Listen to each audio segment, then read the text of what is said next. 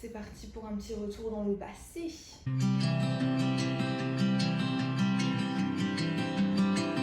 En fait, bon là je suis sur mon ordinateur, en fait il y a quelques jours je me suis dit que le booktube de 2015 me manque.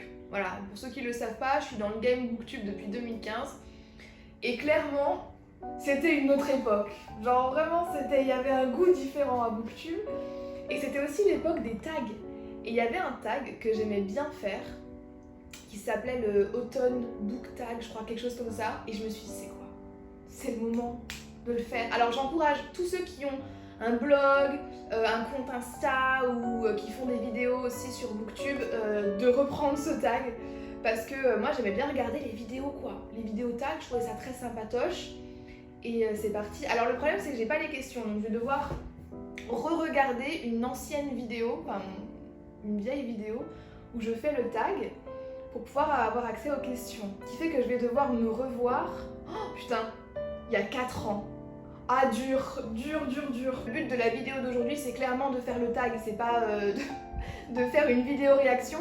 Mais si ça vous intéresse que je prenne une très vieille vidéo de moi et que je la regarde et que je m'embarrasse devant vous, dites-le moi dans les commentaires parce que en vrai ça peut être drôle mais ça va être aussi plein de gênance. J'ai pas eu la présence d'esprit de mettre les questions du tag en barre d'infos. La feignasse, ça a pas changé, je suis toujours une aussi grosse feignasse. Mais je le ferai, pour cette vidéo je le ferai, je mettrai les questions dans la barre d'infos. Et si vous voulez reprendre le tag, que je n'ai absolument pas inventé, hein, je tiens à le dire, je m'approprie pas du tout ce tag, je l'avais repris, je sais pas qui l'a inventé. Mais faites-le. Mais même le principe du tag était rigolo, c'était genre tu réponds à plein de questions et à la fin du tag tu devais taguer des gens et tout. Enfin, à l'ancienne. Je sais pas si j'ai besoin de le préciser, mais je n'ai absolument pas re-regardé les questions avant de tourner cette vidéo, donc là ça va être vraiment de l'impro. La question numéro 1 c'est: le monde est plein de couleurs, choisis un livre avec du rouge, orange et du jaune.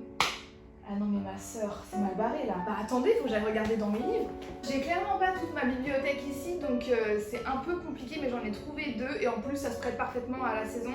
J'ai trouvé The Second Sister de Claire Kendall et j'ai trouvé A Drink Before the War de Dennis Lehane. Clairement, on n'est pas sur une palette de couleurs super variée parce que c'est majoritairement du orange et du jaune. Et il fallait du rouge et j'ai pas trop de rouge. Mais alors celui-là, trop contente, il me semble que j'en avais entendu parler là récemment. Mais en gros, je l'ai trouvé dans une de ces petites bibliothèques gratuites, vous savez qu'il y a un peu partout dans la ville là. Genre tu déposes des livres et bref, les gens viennent les chercher. Moi je suis plutôt dans la team, je viens chercher les livres, j'en dépose pas. Ça arrive très rarement en tout cas. Et du coup j'ai trouvé celui-là et je crois que voilà, on est sur 2 sœurs, il y en a une qui a disparu et l'autre sœur va essayer de rechercher sa sœur. Voilà, pour voir qu'est-ce qui lui est arrivé. Et ici bah voilà, pareil, Dennis Lehane, un maître du thriller et pareil, je sais pas trop de quoi ça va parler, tout ce que je sais c'est que c'est un thriller et que Dennis Lehane m'avait absolument pas déçu avec Shutter Island et j'ai hâte de lire celui-ci. Ok, la question 2 maintenant. Franchement j'espère que le principe du je réagis à une ancienne vidéo que j'ai faite il y a plusieurs années vous intéresse parce que c'est trop drôle. C'est tellement drôle de me voir et c'est gênant et... Bref. Alors la question c'est: il fait froid maintenant, choisis un livre qui te donne envie d'enfiler un sweat et de traîner dans ton lit. Vous savez quoi, je vais vous choisir un livre que je suis en train de lire en ce moment, donc je peux pas vraiment dire si c'est bien ou pas. Enfin, tout ce que je peux dire c'est que j'aime beaucoup le lire et que à chaque fois que je suis dehors, j'ai qu'une seule envie, c'est de rentrer, de me foutre sur mon canapé avec mon petit plaid, une petite boisson chaude et de lire The Bloody Chamber de Angela Carter. Alors il s'agit ici d'un classique, je ne connais pas énormément de choses sur l'auteur, il faut d'ailleurs que je me renseigne, mais en fait c'est une collection de contes / petites histoires que Angela Carter a remanié et là je suis dans la première histoire et en fait c'est une sorte de réécriture de Barbe Bleue et tous les contes sont un peu voilà macabres, glauques, avec une petite touche de gothique et c'est exactement ce que j'ai envie de lire là pendant la saison. Et du coup voilà, j'ai bien envie de choisir celui-là et je suis assez surprise parce que ayant fait une licence d'anglais, je n'ai jamais entendu parler de Angela Carter. Et ça me surprend parce que visiblement elle est assez connue en tout cas dans le milieu de la littérature et j'en ai jamais entendu parler. Je sais pas si vous connaissez cet auteur, mais autrice. En tout cas pour le moment j'adore lire ce qu'elle écrit, ça vous met tout de suite dans l'ambiance, ça fait un peu peur mais pas trop non plus. Donc clairement je vous en parlerai pendant un bilan lecture parce que là c'est pas le moment. Mais je pense que celui-ci correspond bien à cette question. La question 3, c'est Le vent hurle et la pluie bat, choisis ton livre ou genre favori à lire pendant une tempête. Alors c'est rigolo parce que hier soir il y avait un ouragan qui était prévu pour la Nouvelle-Orléans, donc du coup c'est tout indiqué et effectivement j'ai lu ça. Clairement, j'entendais la pluie, oh là là, le déluge qu'il y a eu hier soir, le vent, etc. Bref, donc du coup le livre Bloody Chamber pourrait marcher totalement. Mais sinon, j'ai pas un livre en particulier du coup à vous recommander pendant ce genre de temps, mais je pense que le genre littéraire qui est le plus approprié pour la tempête ou l'ouragan quand on est chanceux comme moi, c'est le gothique. Clairement, c'est vraiment le genre que je préfère, en tout cas lorsque c'est la période d'Halloween et que c'est l'automne et tout ça.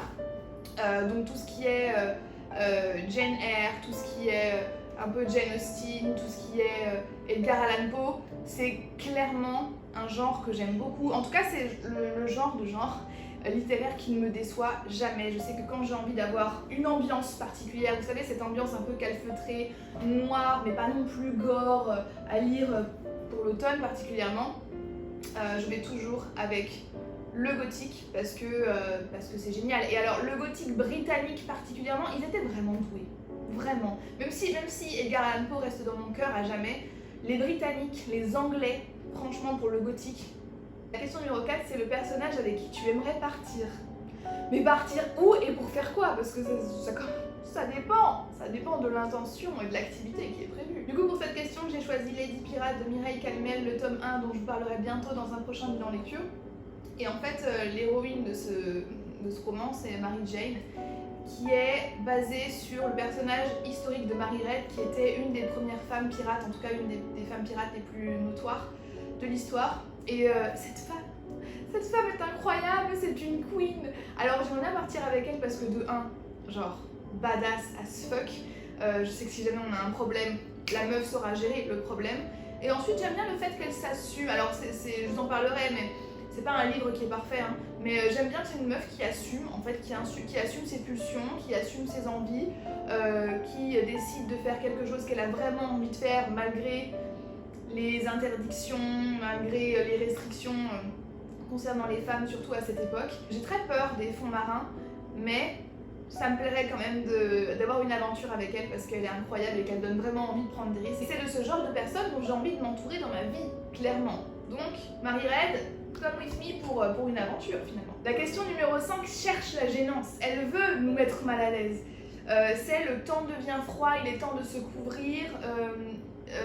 Parle d'une couverture de livre qui est embarrassante. Mais moi j'en ai pas tant que ça. Ah non si, attendez, j'en ai une. Bon, je vous ai dit que j'avais trouvé le livre là dans une petite bibliothèque gratuite là, de quartier. Bon. Eh bien, c'est pas le seul livre que j'ai trouvé, puisque j'ai trouvé celui-ci. Happily Ever After and 39 Other Myths About Love. C'est un livre qui va parler des relations et de l'amour et tout. Et genre, j'étais avec quelqu'un quand je l'ai trouvé, et la personne regardait ailleurs, et genre ce livre-là, je l'ai pris rapidement de la bibliothèque pour pas que la personne voie que je voulais le lire. Parce que ça fait toujours un peu, je sais pas pourquoi d'ailleurs, mais ça fait toujours un peu cucu de voir quelqu'un qui lit ça et qui essaie de comprendre. C'est un peu comme les hommes viennent de Mars, les femmes viennent de Vénus, dont d'ailleurs j'avais parlé il y a 4 ans dans mon book tag. Mais là aujourd'hui je pense que c'est vraiment celui-là parce que je vous jure j'avais l'archouma quand j'ai pris le livre, mais je l'ai caché et ça n'a pas marché. Parce que la personne m'a dit ah bah tiens pourquoi, qu'est-ce que t'as pris d'autre comme livre? J'ai dû lui montrer ceci. Je sais pas ce que ça vaut, hein, cela dit, hein, je l'ai pas du tout commencé. On verra, mais les trucs un peu de développement personnel comme ça, généralement, c'est pas super bien vu par les gens et je comprends, franchement je comprends. Oh là là, je respecte rien, j'ai dit que le livre Les hommes viennent de Mars, les femmes viennent de Vénus, c'est de la psychologie de supermarché, le respect est mort. La question numéro 6, c'est quels sont mes aliments préférés en automne, et franchement ça a bien changé depuis que je suis arrivée aux États-Unis puisque ici, l'automne, Halloween, tout ça c'est vraiment un gros truc. Et il y a aussi des aliments de la saison qui viennent avec. Et la pumpkin, donc la citrouille, mais ils en mangent à toutes les sauces, dans le thé, dans les tartes, dans les gâteaux, dans les soupes, tout. Et franchement, c'est pas mauvais, moi j'aime plutôt bien. Donc je dirais que, bonne américaine que je suis devenue, Non, en vrai, c'est plutôt pas mauvais. Maintenant, c'est pas ce que je préfère. Je me souviens qu'à l'époque, quand j'étais encore en France, ce que j'aimais bien manger à l'automne, c'était du thé au caramel, que j'ai beaucoup de mal à trouver ici. C'est pas des spécialistes du thé, les Américains, clairement pas. Mais sinon, c'est vrai que la tarte à la citrouille, c'est pas mauvais. Je sais pas si vous avez déjà eu l'occasion d'en goûter, mais ça a un goût un peu particulier, hein, clairement, mais c'est vraiment super bon. Et la dernière question, c'est partage la chaleur de l'automne qui t'actue. Vraiment à l'ancienne, enfin, plus personne fait ça. Donc je sais pas si je devrais taguer des gens en particulier. En fait, le problème avec le fait de taguer des gens, c'est que ça met un peu les gens sous le spotlight et s'ils n'ont pas envie de le faire, ça peut les gêner. Donc clairement, en fait, n'importe qui, comme j'ai dit en début de vidéo, si vous avez envie de reprendre ce tag, et je mettrai les questions dans la barre d'infos, promis, enfin si j'ai le temps. Ouais, normalement oui. Si vous décidez de reprendre ce tag, n'hésitez pas à me le dire, à me le faire savoir. Je me ferai un plaisir d'aller le lire ou d'aller regarder vos réponses. En tout cas, voilà, moi ça m'a fait du bien de replonger un petit peu dans les années Booktube de 2015-2016. J'espère que ça vous aura plu également. Même si vous n'avez pas de chaîne ou de blog, n'hésitez pas à me dire, à répondre dans les commentaires. J'aimerais beaucoup savoir quelles sont vos réponses. Et du coup, moi je vous dis merci d'avoir regardé cette vidéo, merci de m'avoir suivi et je vous dis à très bientôt dans une prochaine vidéo. Bye bye.